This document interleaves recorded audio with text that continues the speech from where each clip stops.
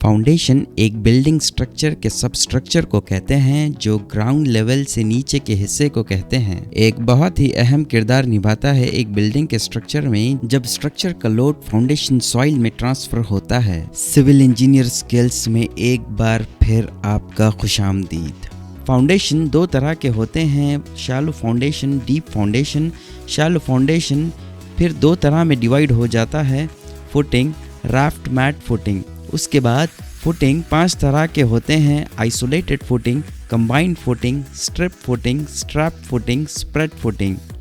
Deep foundation दो तरह में डिवाइड होते हैं, पाइल फाउंडेशन और वेल फाउंडेशन। शैलो फाउंडेशन और डीप फाउंडेशन में डिफरेंस होता है। तेरज़ागी जो एक साइंटिस्ट है जिन्हें जियोटेक के फादर के नाम से भी जाना जाता है, कोई भी एक फाउंडेशन जिसमें depth of foundation by width of foundation is lesser than equal to 1 तो इसे शैलो फाउंडेशन कहते हैं। एक और साइंटिस्ट कैम्पटन के मुताबिक depth of foundation by width of foundation इन दोनों का रेशियो कम या उसके बराबर 2.5 रहे तो शैलो फाउंडेशन कहते हैं। अब उसके बाद ड्यू टू बेस रेसिस्टेंस जब कॉलम से फुटिंग और फुटिंग से सॉइल में लोड ट्रांसफ़र होता है तो उसके बेस रेसिस्टेंस के हिसाब से अलग अलग फाउंडेशन डिज़ाइन या कैटेगराइज्ड किया जाता है। स्ट्रक्चर में फाउंडेशन का एक हिस्सा है फुटिंग, राफ्ट फुटिंग। सबसे पहले हम फुटिंग देखेंगे।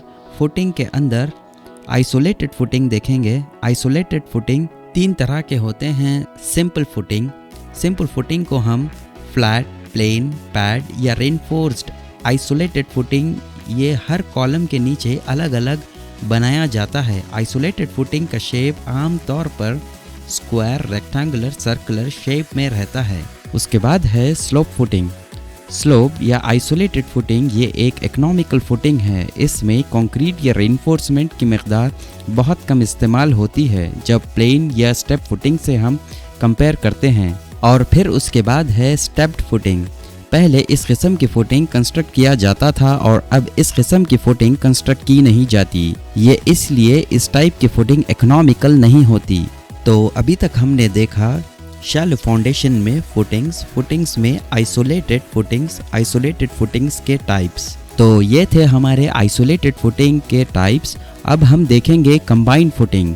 इस टाइप की फुटिंग जो 2 या 2 से ज़्यादा कॉलम्स को सपोर्ट करना रहता है तो उसे कंबाइंड फुटिंग कहते हैं। जब कभी भी 2 कॉलम्स क्लोज रहते हैं एक दूसरे से तब दोनों के फुटिंग्स एक दूसरे में मिल जाते हैं तो बेहतर रहता है कि कंबाइंड फुटिंग प्रोवाइड करें। कंबाइंड फुटिंग रेक्टेंगुलर और ट्रेपेजॉइडल शेप में होते हैं। इस टाइप की फुटिंग को हम एक एग्जाम्पल से देखेंगे। एक लिफ्ट एरिया जहां पे दोनों कॉलम्स क्लोज रहते हैं तो इसलिए कंबाइंड फुटिंग प्रोवाइड किया जाता है।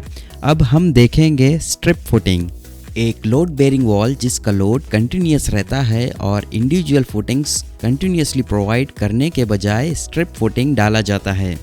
स्ट्रैप फुटिंग में 2 अलग अलग फुटिंग प्रोवाइड किया जाता है और ये फुटिंग एक स्ट्रक्चरल स्ट्रैप से जुड़े रहते हैं, यानी एक बीम से दोनों जुड़े रहते हैं और ये बहुत इकोनॉमिकल भी होते हैं। तो अभी तक हमने देखा है शैलो फाउंडेशन और उसके फुटिंग्स के टाइप्स और अब उसी शैलो फाउंडेशन में राफ्ट फुटिंग हम देखेंगे।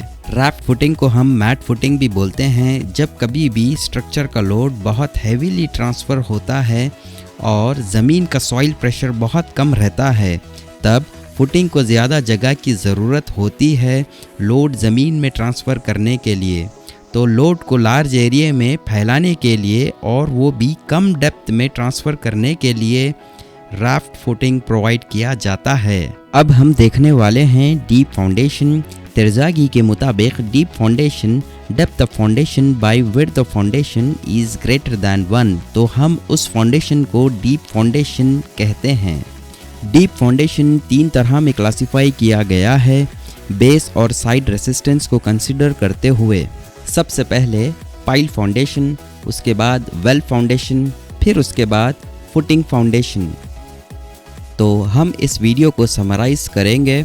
तो हमने सबसे पहले देखा फाउंडेशन के टाइप्स, उसके बाद और फाउंडेशन और फुटिंग्स में डिफरेंस। उम्मीद है आप सिविल इंजीनियर स्किल्स के वीडियोस को भरपूर लाइक और शेयर करेंगे। आप सबके प्यार भरे कमेंट्स का बेहद शुक्रिया। मिलते हैं फिर एक अगली टेक्निकल वीडियो में।